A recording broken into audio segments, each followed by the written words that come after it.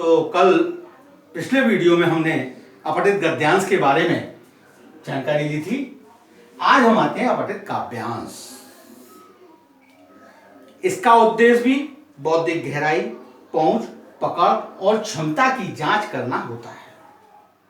अपठित क्या है, इसकी जानकारी हमें अपठित गद्यांश का अध्ययन करते हुए हो चुकी है। अब हम अपठित काव्यांश का अध्ययन करते हुए ये जानेंगे कि अपठित काव्यांश होता किस लिए है। अपठित काव्यांश में अर्थ ग्रहण के साथ साथ भाव ग्रहण को भी प्रधानता दी जाती है। अपठित गद्यांश में अर्थ ग्रहण की प्रधानता थी, परंतु अपठित काव्यांश में अर्थ ग्रहण के साथ साथ भाव ग्रहण को भी महत्व दिया जाता है कि उस कविता का भाव क्या है, उस कविता में आने वाले शब्दों का भाव क्या है, इसकी भी जानकारी है। कहा जाता है वाक्यम रसात्मकम काव्यम, जिस वाक्य से रस की निष्पत्ति हो यानी आनंद आए, किसी न किसी प्रकार के स्थायी भाव का संचार हो, वो काव्य कहलाते हैं। अर्थात आनंद की अनुभूति देने वाला काव्य कहलाता है। अब अपठित काव्यांश कैसे करेंगे, मैं आपको एक काव्यांश के माध्यम से स्पष्ट करने का प्रयास करता हूं। देखिए, ये आपका काव्यांश, अपठित काव्यांश। अपठित काव्यांश सुनेंगे पहले आप।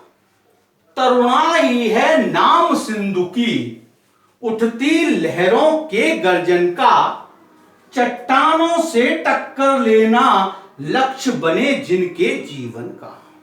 तरुणाई यानी युवावस्था, युवाओं को संबोधित किया गया है ये कि हे युवाओं, तरुणाई, तुम्हारी जो युवावस्था है, तुम्हारी जो जवानी है, वो कैसी है? सिंधु की, सिंधु यानी सागर की उठती हुई लहरों के गर्जन के समान है। जिस प्रकार उठते सागर की उठती हुई लहरों में गर्जना होती है, जोश होता है, उत्साह होता है, आकाश को छू लेने की आकांक्षा होती है, वही स्थिति युवाओं में होती है। चट्टानों से टक्कर लेना लक्ष्य बने जिनके जीवन का, जिनके जीवन का लक्ष्य सिर्फ चट्टानों से टक्कर लेना होता है, यानी कठिनाइयों का सामना करना होता है। विफल प्रयासों से भी दूना वेग भुजाओं में भर जाता है। अगर कोई प्रयास विफल हो जाए तो युवा व्यक्ति निराश नहीं होता, उनकी भुजाओं में दुगना जोश भर जाता है। वो दुगने जोश से अपने लक्ष्य के प्रति अग्रसर होने लग जाते हैं। जोड़ा करता जिनकी गति से उत्साह निरंतर नाता, उत्साह निरंतर बराबर नाता जोड़े रहता है, संबंध बनाए रहता है। किनके साथ? युवाओं के साथ, तरुणों के साथ, तरुणाई के साथ, उसकी जवानी के साथ। पर्वत के विशाल शिखरों सा यौवन उसका ही अक्षय है। किसका यौवन अक्षय? अक्षय माने जिसका क्षय ना हो, जो नष्ट ना हो, जो समाप्त ना हो, ऐसा यौवन पर्वत के विशाल शिखरों जैसा। जैसे पर्वत के विशाल बड़े बड़े शिखर हैं जो कभी नष्ट नहीं होते, कभी समाप्त नहीं होते, अधिक अपने स्थान पर टिके रहते हैं, ऐसा युवावस्था है, युवा वर्ग है। ऐसी युवावस्था है, ऐसे ही तरुण लोग हैं, ऐसे युवा वर्ग हैं जिनके चरणों पर सागर के होते अनगिनत ज्वार साथ ले, ज्वार भाटे, सागर में, समुद्र में ज्वार भाटे आते हैं। वो ज्वार भाटा जिनके चरणों पर, जिनके किसके? उन युवाओं के, उन युवकों के, उन उत्साही युवकों के चरणों पर सागर जैसे ज्वार भाटे उत्पन्न होते, अर्थात वो अपने कदम जिस ओर बढ़ा देते हैं उस ओर वो निरंतर चलते रहते हैं। सारी रुकावटें, सारी बाधाओं को वो पार करते जाते हैं, अचल खड़े रहते हैं, ऊंचा शीश उठाए तूफानों में। कैसी भी विषम परिस्थिति आए, कैसे भी तूफान आए, अपना सिर नहीं झुकने देते, अपने शीश को उठाए रखते हैं। किनके समान? उन पर्वतों के विशाल शिखर के समान। सहनशीलता, दृढ़ता, हस्ती जिनके यौवन के क्रम, जिनमें सहनशीलता है, दृढ़ता है, उनके कण कण में भरी हुई है, उनकी सांसों में भरी हुई है। किनकी? उन युवाओं की, उन तरुण लोगों की, उन उत्साही युवकों की। वही पंत बाधा को तोड़े बहते हैं जैसे ही निर्झर। जिस प्रकार निर्झर माने झरने निरंतर बहते रहते हैं, सारी प्रकारों की व्यवधानों को तोड़ करके झरने निरंतर बहते रहते, रास्ते में आने वाले पत्थरों को भी अपने साथ लुढ़काते हुए चले जाते हैं। ऐसे युवा अपने रास्ते में आने वाली बाधाओं को तोड़ देते हैं। प्रगति नाम को सार्थक करता यौवन दुर्गंधता। जो युवा वर्ग है, जो युवावस्था है, जो जवानी है, जो तरुणाई है, वो कैसी है? वो प्रगति को सार्थक करती है। दुर्गमता पर चलते, दुर्गम माने विषम परिस्थितियों में, विपरीत रास्तों पर चल करके भी प्रगति के नाम को सार्थक करने वाला ही युवा है, सार्थक करने वाला ही युवा वर्ग है, सार्थक करने वाला ही तरुण। क्लियर? ये कविता आपने समझ ली होगी। अब इस पर आधारित कुछ प्रश्न होते हैं। यहां पर प्रश्न आते हैं कुछ इस पर आधारित। तो वो प्रश्न क्या होंगे? नंबर 1,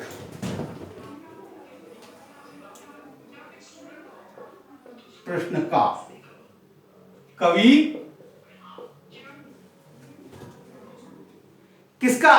ने किसका आह्वान किया है? कवि ने किसका आवाहन किया है?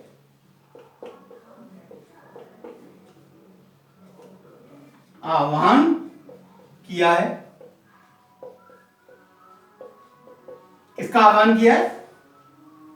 उत्तर मिलता है कवि ने तरुणों का अर्थात युवकों का आह्वान किया है।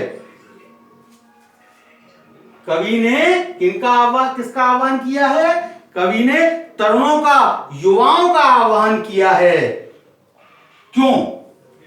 तो रहता और क्यों किया है भाई? और क्यों किया है? क्योंकि युवा वर्ग ही बड़ी से बड़ी विपत्तियों पे अडिग रह सकता है, स्थिर रह सकता है। एक युवा वर्ग ऐसा है जो बड़ी से बड़ी विपत्तियों में भी स्थिर रह सकता है। प्रश्न खा,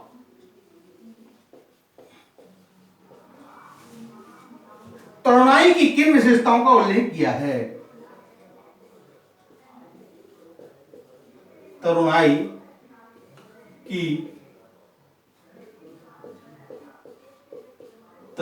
की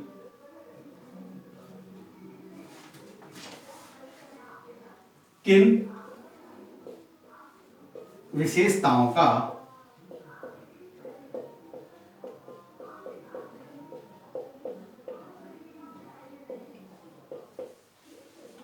उल्लेख किया गया?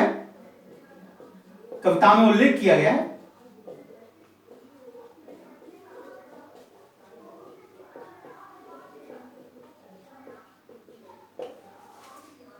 किन किन परिस्थिति का उल्लेख किया गया है? किन किन विशेषताओं का उल्लेख किया गया? युवाओं में कौन कौन सी विशेषताएं होती हैं? उत्साह, दृढ़ता, सहनशीलता, हिम्मत ना हारना, विपत्तियों से टकराना आदि तरुणाई की विशेषताओं का उल्लेख किया है। क्लियर? प्रश्न गा,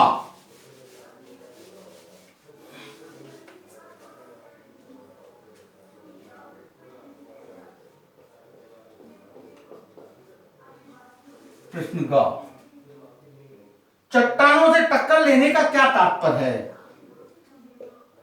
चट्टानों से टक्कर लेने का क्या तात्पर्य है?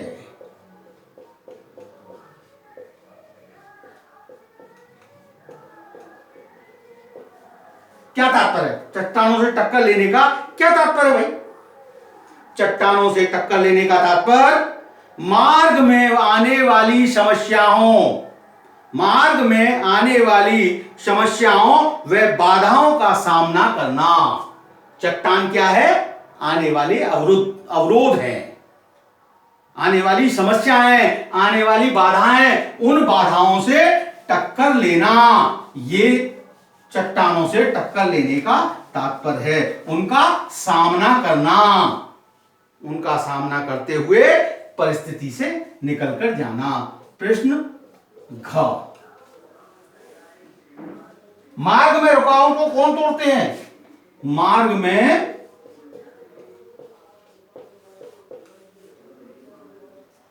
मार्ग की रुकावटों को, मार्ग की रुकावटों को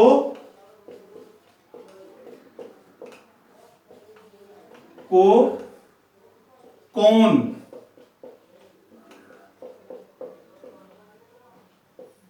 तोड़ते हैं और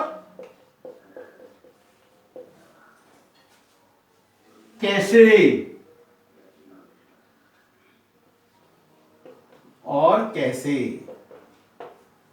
मार्ग में जो रुकावटें आती हैं, मार्ग में आने वाली रुकावटों को कौन तोड़ते हैं? किसमें क्षमता है? युवाओं में, तरुण में। मार्ग की में रुकावटों को तरुण अर्थात युवा वर्ग तोड़ते हैं। कैसे? वे उत्साह से, सहनशीलता से, दृढ़ता से, हर परिस्थिति में अचल रहते हुए मार्ग में आने वाली रुकावटों को तोड़ते हैं। तरुण लोग अपने उत्साह, सहनशीलता व दृढ़ता से हर परिस्थिति में अचल रहते हुए मार्ग में आने वाली रुकावट को तोड़ते हैं। क्लियर? क्लियर? चलो, अब अगला प्रश्न। 5 प्रश्न आते हैं इसमें, 5 प्रश्न पूछे जाते हैं।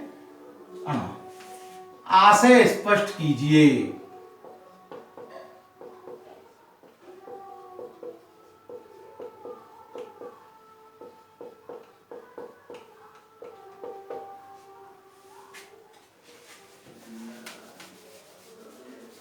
आशय स्पष्ट कीजिए। जिनके चरणों पर सागर, जिनके चरणों पर सागर के होते अनगिनत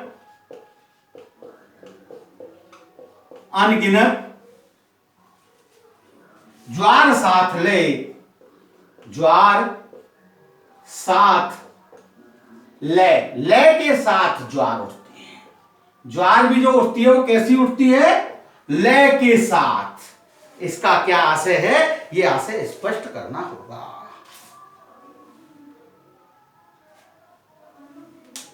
क्लियर? तो क्या है? जिनके चरणों पर, किनके? युवाओं के चरणों पर। यहां इसका आशय क्या है कि कर्म पथ पर बढ़ते हुए युवाओं के सामने बड़ी से बड़ी बाधाएं झुक जाती हैं। अनगिनत ज्वार साथ में लय के साथ लाते हैं, यानी ज्वार समस्या है, बाधा है, परंतु लय के साथ, यानी बाधाओं को झुकना सार्थक। ले ज्वार भी क्या है? सार्थक है। तो बाधाएं कैसी? सार्थक। बाधाओं को झुकना, झुक जाती हैं और वे उन पर विजय प्राप्त करते हुए क्या करते हैं? अपने लक्ष्य को प्राप्त करते हैं। ये इनके। तो आज मैंने अपठित काव्यांश समझाया। एक काव्यांश का उदाहरण देते हुए मैंने आप लोगों को उसके प्रश्नोत्तर क्लियर किए। बस आज इतना ही। Thank you.